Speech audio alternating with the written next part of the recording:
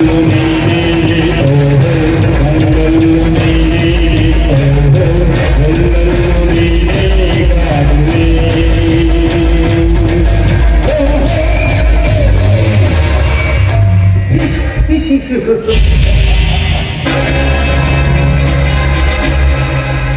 ಮೇಲೆ ಈ ಮನೆಗೆ ನಾನೇ ಯಜಮಾನ.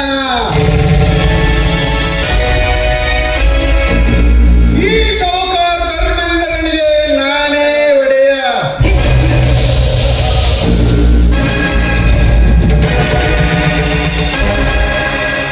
ಬೆಂಕಿಯಂತೆ ಉರಿಯುತ್ತಿರುವ ಜ್ಯೋತಿಗೆ ನಾನೇ ಯಜಮಾನ.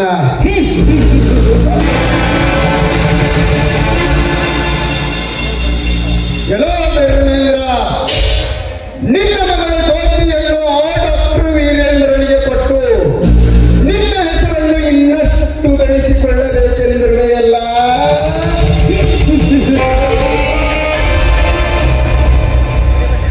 ಇನ್ನು ಮೇಲೆ ಈ ಕರ್ಮೇಂದ್ರ ಹಾಕಿದ ಗಾಳದ ಬಲಿಯಲ್ಲಿ ಬಿದ್ದು ಮೀನಂತೆ ವಿಲವಿಲ ಒಟ್ಟಾಡಿ ಸಾಯುವಂತೆ ಮಾಡದಿರುವನಲ್ಲ ಈ ಕರ್ಮೇಂದ್ರ.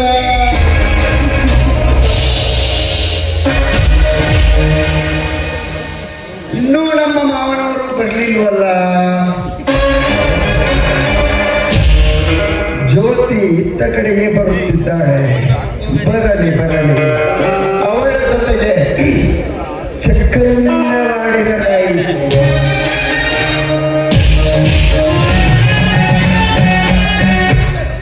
ಅಪ್ಪಾಜಿ, ಅಪ್ಪಾಜಿ.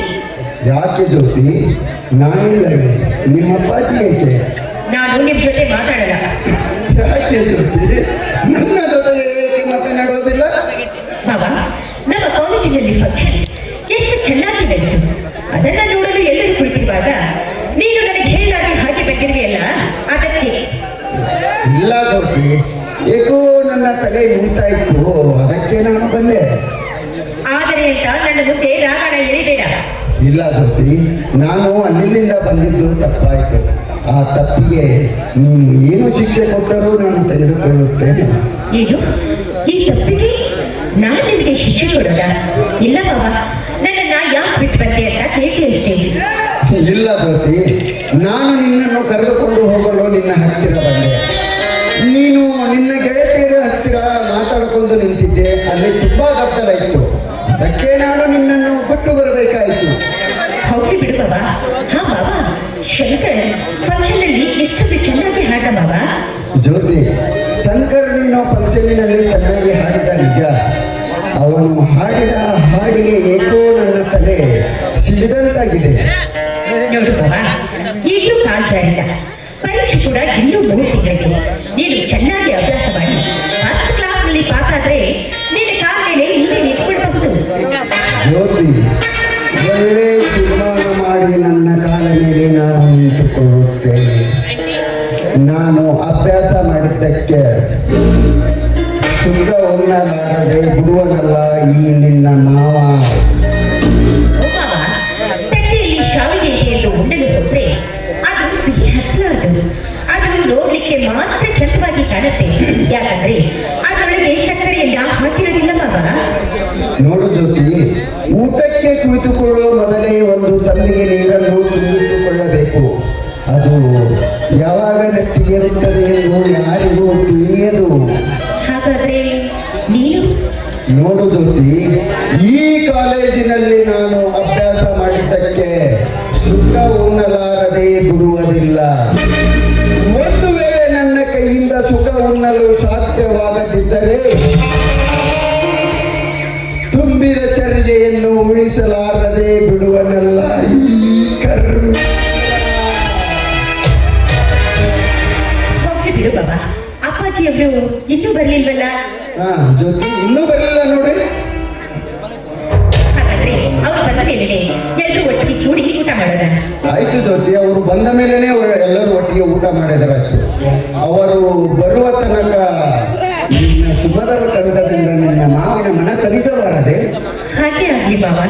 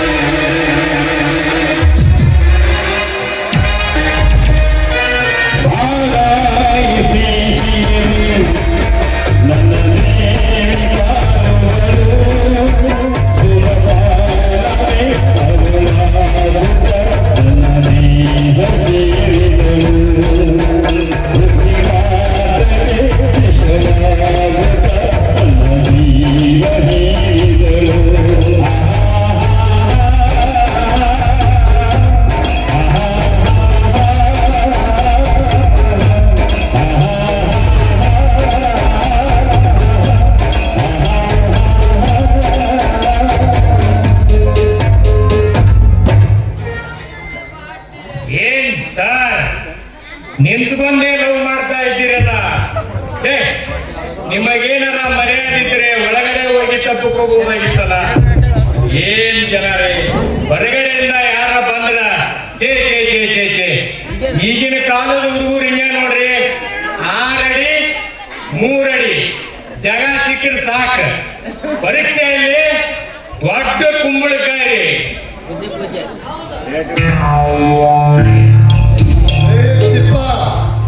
ನಾವ್ಯಾರೆಂದು ತಿಳಿದು ಮಾತನಾಡು. ದಣಿಯರ, ನೀವು ಅನ್ನೋದು ಗೊತ್ತಾಗಲಿಲ್ರಿ ಅಪ್ಪ. ವಾರಿ ನಮಸ್ಕಾರಿ ಅಪ್ಪ. ಸರಿ, ಹೆಂಗಕ್ಕೆ ಎಂತ ಸಮಯದಲ್ಲಿ ಬರಬೇಕೆಂದು ನಿನಗೆ ತಿಳಿಯುವುದಿಲ್ಲ, ಆಮೇಲೆ ಕಾಲಿಗೆ ಬೀಳುವಂತೆ. ಈಗ ಬಂದ ವಿಷಯವೇನೆಂದು ಹೇಳು.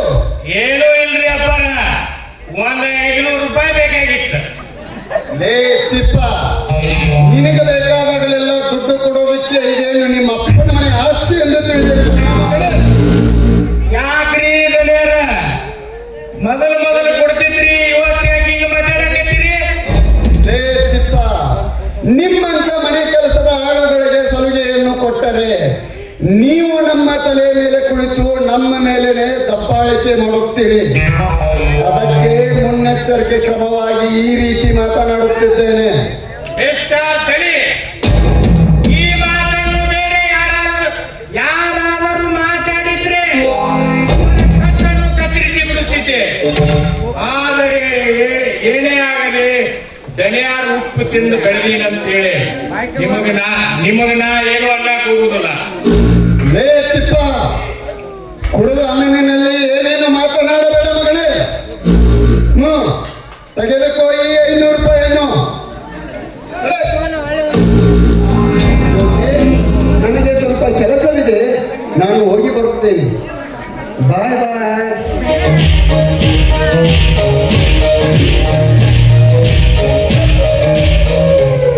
ತಿಪ್ಪ, ತೆಗೆದುಕೋ ಈ ಬರೆಯಲ್ಲ. ನಿನಗೆ ಕೊಡೋದಕ್ಕೆ ನನ್ನ ಹತ್ರ ಹಣವಿಲ್ಲ. ಪಾಪ, ನೀನು ಕೇಳೋದನ್ನ ನೋಡಿದ್ರೆ ನನ್ನ ಮನಸ್ಸು ಕೂಡ ಕರಗ್ತಾ ಇದೆ. ತೆಗೆದುಕೋ ತಿಪ್ಪ ಈ ಬರುವೆ. ಬೇಡಮ್ಮ ಜ್ಯೋತಿ, ನೀವು ಕೊಟ್ಟಿದ್ದಕ್ಕಿಂತ ಹೆಚ್ಚಾಯ್ತು. ನೀವು ಕೊಡ್ತೀನಿ ಅಂದ್ರಲ್ಲ ಸಾಕು. ನೋಡು ಜ್ಯೋತಿ ಅಮ್ಮ, ನಾವೊಂದು ಮಾತು ಹೇಳ್ತೀನಿ ನಿಮಗೆ. ನಾ ಎಷ್ಟೇ ಆಗಲಿ ನಿಮ್ಮ ಮನೆ ಉಪ್ಪು ತಿಂದು ಬೆಳೆದ ಮನುಷ್ಯ. ನಾವೊಂದು ಮಾತು ಹೇಳ್ತೀನಿ, ಕೇಳು ಜ್ಯೋತಿ ಅವ್ರು. ತಿಪ್ಪ, ಏನ್ ವಿಷಯ? ನಿನ್ನ ಮಾತಿನ ಅರ್ಥವನ್ನ ಕೇಳಿದ್ರೆ ಯಾವುದೋ ಒಂದು ಹೆಣ್ಣಿನ ಗೋಳಿನ ಕಥೆಯಂತಾಗುತ್ತೆ. ನಾ ಹೇಳುವುದು ಬೇರೆ ಏನೂ ಇಲ್ಲಮ್ಮ, ನಿಮ್ಮ ಬಾಳಿನ ಕತೆ. ತಿಪ್ಪ, ನನ್ನ ಬಾಳಿನ ಕಥೆ.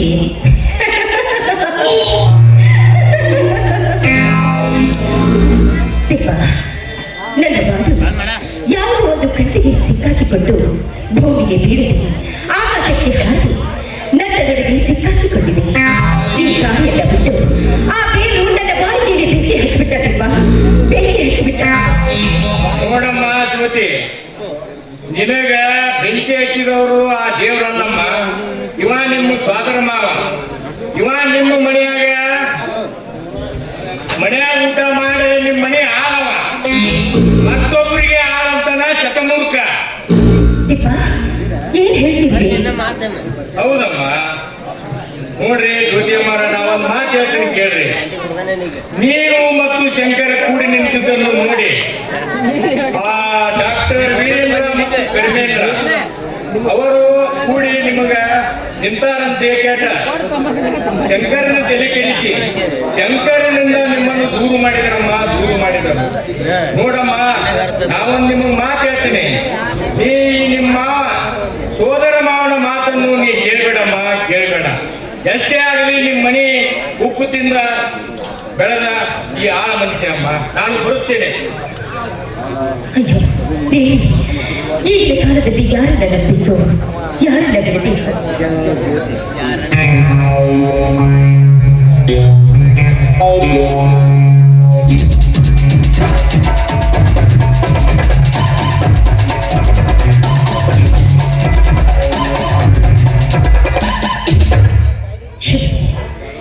ಈಗೆಂತಹ ಕಷ್ಟ ತಟ್ಟುತ್ತಿರುವೆ. ಈಗಿನ ಮಗಳ ಬಾಡಿನಲ್ಲಿ ಈ ಜೀವನ ತರಂಗವನ್ನ ಬಲ್ಲವರು ಯಾರು? ಈ ದೈವವನ್ನು ಬಗೆದ್ರೆ ನಾನಂದು ಬಗೆಯುತ್ತಂತೆ.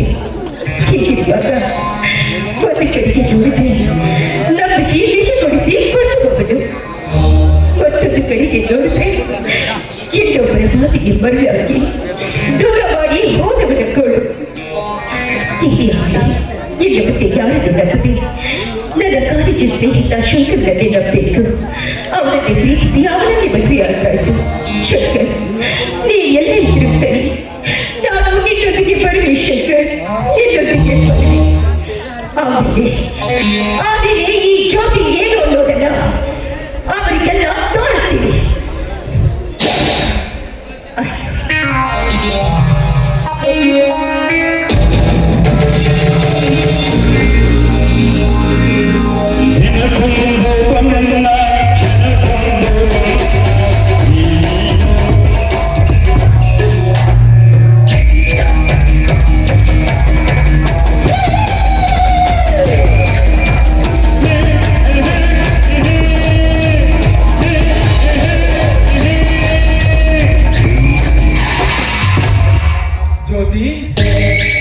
ಜ್ಯೋತಿ, ಯಾರು ಕಾಣುವ ಇದೆಲ್ಲ? ಎಲ್ಲರೂ ಎಲ್ಲಿಗೆ ಹೋಗಿರಬಹುದು?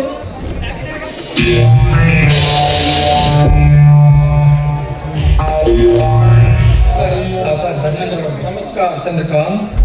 ಏನೋ ಬರಲು ಹೇಳಿದ್ರಂತೆ. ಹಾ, ಆ ಶಾಲೆಯ ಮೈದಾನವನ್ನು ನನ್ನ ಹೆಸರಿಗೆ ಮಾಡಿಕೊಳ್ಳಬೇಕೆಂದಿರುವೆ.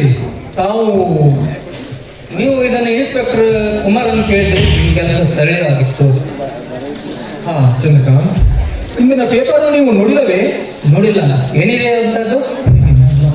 ಆ ಕುಮಾರ್ ಇನ್ಸ್ಪೆಕ್ಟರ್ ಆಕ್ಸಿಡೆಂಟ್ನಲ್ಲಿ ತೀರಿ ಹೋದರಂತೆ. ಛೇ ಛೇ, ಒಳ್ಳೆ ಅಧಿಕಾರಿಗಳಿಗೆ ಕಾಲ. ಎಂತೆಂಥವ್ರನ್ನ ತಗೊಂತಾರ, ಇಂಥವ್ರನ್ನ ಯಾಕೆ ಬಿಟ್ಟು ಹೋಗ್ತಾರೋ ಗೊತ್ತಾಗೋದು. ಛೇ, ಅದು ಮೊನ್ನೆ ಟರ್ಮಿನಲ್ನ ಬಿಡಿಸ್ಕೊಂಡ್ ಬಂದಿದ್ವಿ ಜಾಮೀನ್ ಮೇಲೆ. ಅದ್ರದ್ದು ನಮ್ಮ ಸೆಟಲ್ಮೆಂಟ್ ಮಾಡಲೇ ನೀವು. ಹಾ ಚಂದ್ರಕಾಂತ್, ಆ ಅಮೌಂಟ್ ಅನ್ನು ನಿನ್ನ ಅಕೌಂಟಿಗೆ ಟ್ರಾನ್ಸ್ಫರ್ ಮಾಡಿಬಿಡ್ತೀನಿ, ಹಿಂದೆ ಮಾಡುತ್ತೇನೆ. ನಡ್ಸು, ನಾನು ಅಲ್ಲೇ ಹೋಗೋಣ. ಹಾ, ಉಳಿದನ್ನು ಅಲ್ಲೇ ಮಾತನಾಡೋಣ. ನಡ್ರಿ.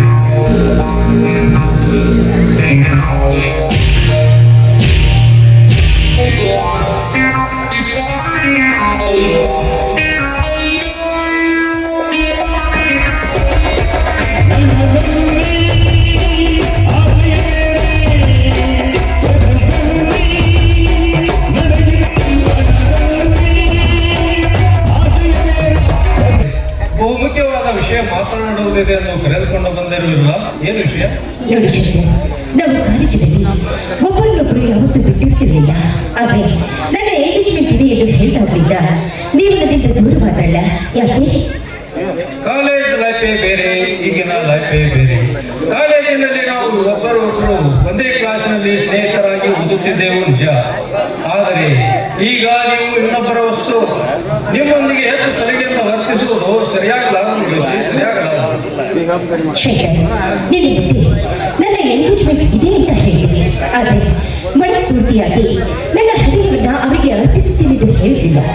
ನೋಡಿ ಶಂಕರ್, ನಾನು ಬಣ್ಣಗಿಲ್ಲಿಗೆ ಕರೆದುಕೊಂಡು ಬಂದ ವಿಷಯವೇನಿದೆ, ಈ ನನ್ನ ಹೃದಯ ಬಂದಿದ್ದಲ್ಲಿ ನೀವೇ ನನ್ನ ಬಾಳು ಬೆಳಕಿನ ನೀರಾಗಿ ನಿಮ್ಮ ಹೃದಯದಲ್ಲಿ ನನಗೆ ಸತ್ಯಸ್ಥಾನ ಕೊಡಬೇಕು ಅಂತ ಕೇಳ್ಕೊಳ್ತೀನಿ. ಜ್ಯೋತಿ, ಮದುವೆ ಎಂದರೆ ಚಿಕ್ಕ ಮಕ್ಕಳ ಆಟವಲ್ಲ. ಅದು ಜೀವನದುದ್ದಕ್ಕೂ ಸತಿಪತಿಗಳನ್ನು ಬಂಧಿಸುವಂತಹ ಪವಿತ್ರ ಪುರಾಣ. ಆ ಬಂಧನದಲ್ಲಿ ಬಂದಿಯಾಗಬೇಕಾದರೆ ಶ್ರೀಮಂತರಾದ ನಿಮ್ಮ ತಂದೆ ಧರ್ಮೇಂದ್ರರ ಒಪ್ಪಿಗೆ ಬೇಕು. ಅದಕ್ಕೆ ಅವರು ಒಪ್ಪಿಗೆ ಕೊಡಲಾರರು. ಜ್ಯೋತಿ, ನಾವು ಬಡವನಾದರೂ ಸಹಿತ ನನ್ನನ್ನು ಕೈ ಹಿಡಿಯಲು ಒಪ್ಪಿದಿರಿ ಅಂದರೆ ಅದಕ್ಕೆ ನನ್ನ ಹೃದಯಪೂರ್ವಕ ಅಭಿನಂದನೆ. ಜ್ಯೋತಿ, ನಿಮ್ಮ ಮಾತು ನೆರವೇರಿಸಿಕೊಡಲಿಲ್ಲವೆಂದು ಮುಂದುಕೊಳ್ಳಬೇಡಿ. ದಯವಿಟ್ಟು ಕ್ಷಮಿಸಿ. ನಿಲ್ಲಿಸಿ. ನನಗೊಂದು ಮಾತನ್ನ ಕೇಳಿಸಿಕೊಂಡೇ ಹೋಗಿ. ನೋಡಿ, ಈ ನನ್ನ ಹೃದಯ ಬಂಧದಲ್ಲಿ ನಿಮ್ಮನ್ನ ನಾನು ಮನಸ್ಸಲ್ಲಿ ಪ್ರೀತಿಸ್ತಾ ಇದ್ದೀನಿ. ನೀವೇನಾದ್ರೂ ಇದನ್ನ ಒಪ್ಪದೆ ಹೋದ್ರೆ ಈ ಜ್ಯೋತಿಯ ಹೃದಯ ಬಂಧದಲ್ಲಿ ಶಂಕರನ ಚಿತ್ರವೇ ಸ್ಥಿರವಾಗಿ ಉಳಿದಿದೆ. ಅದನ್ನು ಅಳಿಸಿ ಮತ್ತೊಬ್ಬರಿಗೆ ಅವಕಾಶವನ್ನ ನಾನು ಎಂದಿಗೂ ಕೊಡಲಾರೆ. ಇದು ನನ್ನ ದೃಢವಾದ ಪ್ರತಿಜ್ಞೆ. ಹೂವಿನ ಬೆಲೆ ಬಾಳುವ ತನಕ ಮಾತಿನ ಬೆಲೆ ಆಡುವ.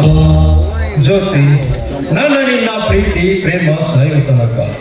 ಆದರೆ ನಾನು ಬಡವನಾದರೂ ಸಹಿತ ನನ್ನ ಬಯಲಾದ ಬಾಳಿನಲ್ಲಿ ನಿನ್ನ ಪ್ರೇಮವೆಂಬ ತೈಲವನ್ನು ಹಾಕಿ ಜ್ಯೋತಿಯನ್ನು ಬೆಳಗಿಸಬೇಕೆಂಬ ಆಶೆಯನ್ನು ಇಟ್ಟುಕೊಂಡಿರುವಾಗ ನಾನೇಕೆ ನನ್ನ ಕೈಯಾರೆ ಆ ಜ್ಯೋತಿಯನ್ನು ನಂದಿಸಿ ನನ್ನ ಬಾಳನ್ನು ಕತ್ತಲೆ ಮಾಡಿಕೊಳ್ಳಲಿ?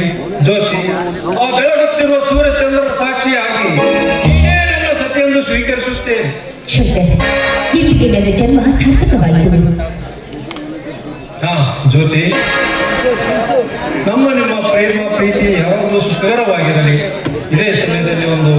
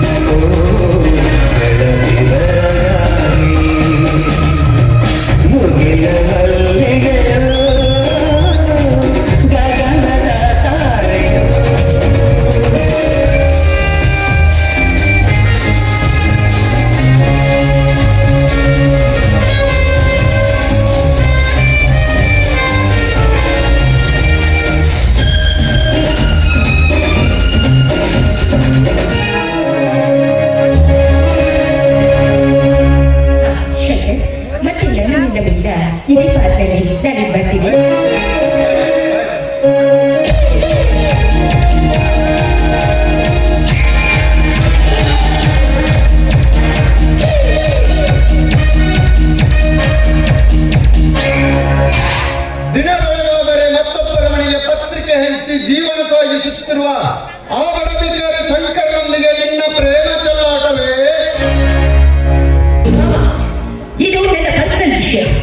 ಇದರಲ್ಲಿ ನೀನು ಸುಮ್ಮನೆ ಕೈ ಹಾಕಿ ತಲೆನ ಕೇಳಿಸ್ಕೊಳ್ತಾ ಇದೀಯ. ತಲೆ ಹಾಕಬೇಕಾಗಿದ್ದು ಅತಿ ಅವಶ್ಯ. ಇನ್ನು ಕೆಲವೇ ದಿನಗಳಲ್ಲಿ ನಿನ್ನ ಬಾಳ ಸಂಗಾತಿಯಾಗಿ ಕೈ ಹಿಡಿಯುವವನು ನಾನು. ಇದು ನಿನಗೆಲ್ಲೋ ಭ್ರಮೆ ಮಾವ. ನನ್ನ ಜೀವನದ ಸಂಗಾತಿಯನ್ನ ನಾನೇ ಆರಿಸಿಕೊಂಡಿದ್ದೀನಿ. ನೀನು ಆರಿಸಿಕೊಂಡಿರುವ ಜೀವನ ಸಂಗಾತಿ ಆ ಬಡಬಿಕಾರಿ ಶಂಕರನೆಂದು ನನಗೆ ಗೊತ್ತು. ಎಂದೇ ಕೊನೆ ಇನ್ನೊಂದು ಅವನ ಜೊತೆಗೆ ಸೇರಬಾರದು. ಇದು ನನ್ನ ಆಜ್ಞೆ. ನನಗೆ ಆಜ್ಞೆ ಮಾಡಲು ನೀನು ನೀನೇನು ನನ್ನ ಹೆತ್ತ ತಂದೆಯೋ ಅಥವಾ ನನ್ನ ಒಳ ಹುಟ್ಟಿದವರೋ ಇಲ್ಲ ನನ್ನ ಕೈ ಹಿಡಿಯೋ ಪತಿಯೋ? ನಾನು ಶಂಕರನನ್ನ ಮನಸಾರೆ ಪ್ರೀತಿಸ್ತಾ ಇದ್ದೀನಿ. ಈ ನನ್ನ ಹೃದಯವನ್ನ ಅವಳಿಗೆ ಅರ್ಪಿಸಿದ್ದೇನೆ. ನೀನು ನನ್ನ ಮೇಲಿನ ವ್ಯಾಮೋಹವನ್ನು ಮರೆತು ಹೊಸ ಮನುಷ್ಯನಾಗಿ ಬದುಕಲು ಪ್ರಯತ್ನಿಸು. ಜ್ಯೋತಿ, ನನ್ನ ಪ್ರಶ್ನೆಗೆ ಇದು ಉತ್ತರವಲ್ಲ. ಬಾ, ನೀನು ನನ್ನ ಒಳಗಲೇಬೇಕು. ನಿನಗೆ ಯಾವ ರೀತಿ ಹೇಳಿದ್ರು ಬುದ್ಧಿ ಬಾರದು. ನಿನ್ನ ತವಳಿಗೆ ನೀನೆ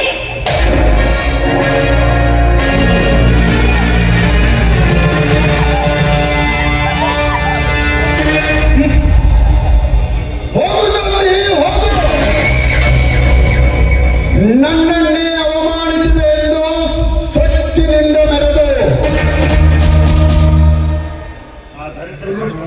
ರೂಪವತಿ ಸುಂದರಿ ಎಂದು ಸ್ವಚ್ಛನಿಂದ ಮೆರೆಯಬೇಡ. ನನ್ನನ್ನು ಕಡೆಗಣಿಸಿ ಆ ದರಿದ್ರ ಶಂಕರನನ್ನು ಕೈ ಹಿಡಿದು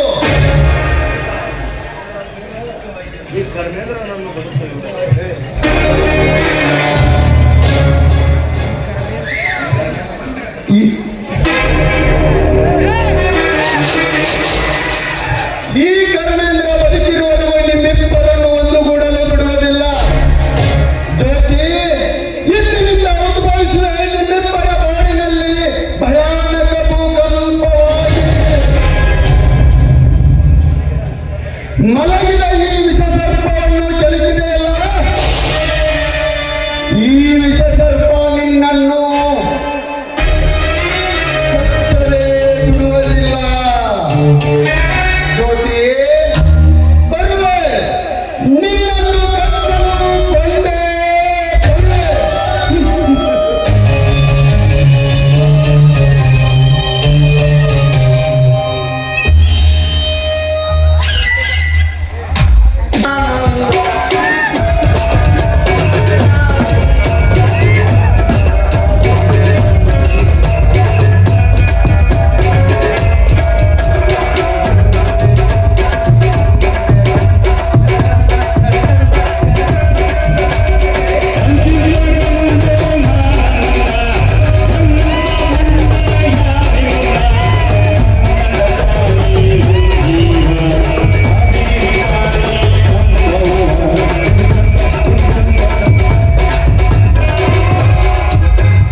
ಹತ್ತಿ ಚೆಲ್ಲಿ ಪ್ರಾಟ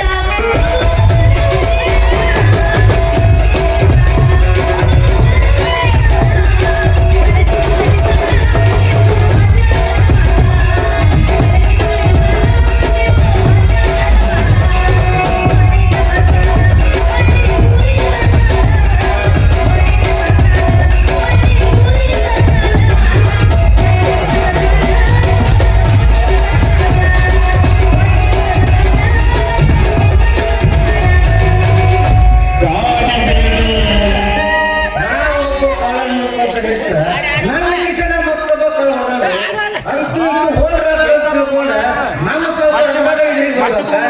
ಇರ್ಲಿ, ಬಂದ್ರ ಬರೋಲ್ಲ ಕರ್ತೇಳಿ ನಮ್ಮ ಸಾವುಕಾರ ನೋಡಿದ್ರೆ ಏನಾರ ಅಂದಿಗಿಂದ ಅಂತೇಳಿ ನಾ ಹತ್ತಿರ ನೋಡ್ರಿ. ನಾ ಹಾಡಿದ ಹಾಡಂತ ಯಾರು ಹೇಳಿದ್ರು ನಿನಗ? ನೀ ಹಾಡಿದ ನಮ್ಮ ಹಾಡಕ್ಕಾಗಲಿ ಮರಮರ. ನಿಮ್ಮ ಹಾಡಂತಿನ ಸಿಕ್ಕಾಗಿಕ್ಕ ಬರ್ತೀರಿ ಅದ್ರಾಗ. ಎಂತ ಹಲ್ಕಟ್ಟು ಗಳಿಸತಿ ಅಂತ ನಾನು ಅರ್ತೀನಿ. ನಾನು ಏನೋ ಹಾಡಿದ್ರು ರವಿಚಂದ್ರ ಕಡ್ಬಿಟ್ಟು ಮತ್ತೊಂದು ಏನೇನೋ ಹಾಡೋದಿಲ್ಲ. ನನ್ನ ಬೇರೆ ಕೇಳ್ತೀಯ ಅವಿವೇಕಿ. ಏನ್ರಿ ಈ ನಡುವಸ್ತದ ನನ್ನಂತ ಧೈರ್ಯ ಕೇಳಕ್ ನೀವೇನ್ರಿ? ನಿಮಗೆ ಮಾನ ಮರ್ಯಾದೆ ಏನಾರ ಐತದ? ಯಾರು ಗೊತ್ತಿಲ್ಲ. ಈ ಊರಾಗ ಶ್ರೀಮಂತರ ಸೌಕಾರು ಧರ್ಮೇಂದ್ರ ಕೈಯ ಕೆಲಸ ಮಾಡೋ ತಿಪ್ಪೇಸಿನ ಮಗಳು ದೊಡ್ಡವ. ಈ ಹೆಸರು ಕೇಳಿದ್ರೆ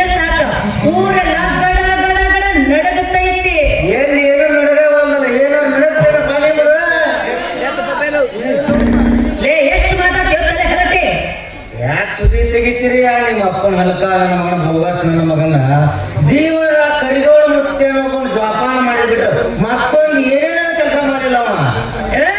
ನಮ್ಮ ಅಪ್ಪನ ಹಲ್ಕಾಗಿ ಮಗನ ಅಲ್ಲಂದ್ರ ಮಗನ ಈ ವಿಷಯ ನಮ್ಮ ಅಪ್ಪ ಗೊತ್ತಾದ್ರೆ ಮೈ ಚರ್ಮ ಸುಲಿತಾನ ಚಂದ್ರ ಏನಂತ ಚರ್ಮ ಸುಲಿತಾನ ಹಾ. ಚರ್ಮ ಸುಲಿಯಾಕ ಕುರಿದ ಕೋಳಿದ ಅಂತ ಚರ್ಮ ಸುಲಿಯಾಕ ನಮ್ಮ ಊರಾಗ ರಗಡ ಮಂದಿ ಅದಾರ.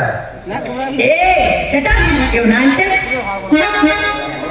ಎಲ್ಲಾರು ನಿನಗೆ ಇಷ್ಟು ಧೈರ್ಯ ಇರಬೇಕ ಇನ್ನು ಗಂಡಸ ನಮ್ಗೆ ಎಷ್ಟು ಧೈರ್ಯ ಇರಬೇಕ. ಅಯ್ಯೋ ಅದಕ್ಕಾಗ ಮಗನ ಅದು ನಡು ರಸ್ತಾದಾಗ ನನ್ನ ಮಗಳ ಕೈ ಹಿಡ್ಕೊಳ್ಳೋದು ಎಷ್ಟು ಧೈರ್ಯ ನಿನಗ?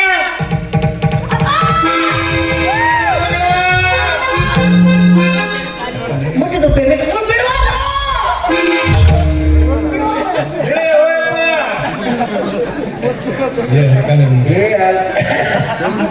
ಏ ಮಾವ ಈ ಊರಾಗ ನಿನಗ ಮಾವ ಅನ್ನೋದು ಮತ್ತೆ ಮಾವ ಧೈರ್ಯ ಅದನ್ನ ಯಪ್ಪ ನನ್ನ ಕೈ ಎಳ್ದಾಡಿ ನಿನಗ ಹಲ್ಕ ಮಗ ಅನ್ನಕತ್ತಿದ್ದ ಅದನ್ನೇ ನನಗೆ ಪರಿಚಯ ಇಲ್ಲ ಗುರುತಿಲ್ಲ ಏನೂ ಇಲ್ಲ ಅಂತಾದ್ರಾಗ ನನಗ ಮಾವ ಅಂತ ಹೇಳಿ ಕಟ್ಟಿದ್ದೇನೆ ನಿನಗ ನೋಡ್ದೆ ನಿನ್ ಮುಂದೆ ಹೆಂಗನಾಗತ್ತ ನೋಡ್ದೆ ಮಾವ ಅನ್ನಕತ್ತಾನ ಯಾರು ಏ ಅದಕ್ಕ ನನ್ನ ಮಗನ ನನಗ ಮಾವ ಅಂತೀಯ? ನೋಡ ಮಾವ ನಿನಗ ನೀ ಊರಾಗ ನಾ ಮಾವ ಅನ್ನೋದ ಮತ್ತೆ ಯಾರು ಅನ್ನಬೇಕು? ಆ ನೀನ ಅನ್ಬೇಕಲ್ಲ ಮತ್ತ ಯಪ್ಪ ಎಷ್ಟು ಮಾತಾಡಕತ್ತಂದ್ರೆ ಯಾರು ಇರ್ಬೇಕು ಇವ ಅಂತೀನಿ ಏ ಯಾಕೋ ನಮ್ಮ ಅಪ್ಪನ ಹಲ್ಕ ಮಾತಾಡಕತ್ತಿ ಅಯ್ಯ ಮಾವ ಏನೋ ನಿನ್ನ ವೇಷ ಯಾರವ ಮಗಳವ? ನಿನ್ನ ಮುತ್ತಿನ ನನ್ನ ಮಾವ ಹೌದಂಡೆ ದುಂಡ್ಯ ವೇಷ ಹಾಕೊಂಡು ನನ್ನ ಮಗಳ ಹಾರಿಸ್ಕೊಂಡು ಹೋಗ್ಬೇಕಂತ ಮಾಡಿ ನನ್ನ ಮಗನ ಏ ನೋಡಿಲಿ ನನ್ನ ಮಗಳ ದೊಡ್ಡ ಆಸ್ತಿ ಇಟ್ಟು ಕೊಡ್ತೀನಿ ನಮ್ಮ ಲೆಂಕಪ್ಪನವ್ರ ಕಮ್ಮಿಯಾಗ ನನ್ನ ಮಗಳ ನಮ್ಮದಕ್ಕೆ ಬರ್ಲಿಕ್ಕಂತ ಏ ಮಾವ ನಿನ್ನ ಮಗಳ ದೊಡ್ಡ ನೌಕರಿ ಇದ್ದವ್ರು ಕೊಡು ದೊಡ್ಡ ಆಸ್ತಿ ಇದ್ದವ್ರು ಕೊಡು ಇನ್ನು ಮೇಲೆ ನಿನ್ನ ಮಗಳನ್ನ ಕೇಳಾಕ ನಾ ಏನಾರ ನಿನ್ನ ಮನೆತನ ಬಂದಾಗ ಏ ಅಳಿಯಾಗಿವ್ರ, ಹಂಗ್ಯಾಕ್ ತಪ್ಪು ತಿಳ್ಕೊಂತ್ಯಪ್ಪ? ನಾನು ಹಂಗ ಅಂದ್ಯ ನಾನು ನಿನಗೆ ಕೊಡುದು ನಿನಗೆ ನೋಡಪ್ಪ. ಆಯ್ತಪ್ಪ ಅವಂಗ ಫಿಕ್ಸ್ ಮಾಡಕ್ಕೆ ಸರಿ ನೀನು ಬರ್ಲ ನಂದು ಹೊಟ್ಟೆ ಬರೇ ಇದಾಯ್ತು ನೋಡಿ ನೋಡ ಬಾಚನ ಮಾಡಿಲ್ಲ ಎಗ್ರೇಸರ ಬಿಡ್ದೀನಿ. ಏನಂದಪ್ಪ ಯಾವಾಗ ನಾನು ಕೊಟ್ಟಿದ್ದೆ ಮನ್ಯಾಗ ಊಟ ಮಾಡಿ ಬಂದಿದ್ದೀನಿ ನೀನು ಬರ್ಲ ಆಯ್ತು ಹೋಗಪ್ಪ ಹೋಗಪ್ಪ ಕಾಂತಿ ಮಗಳು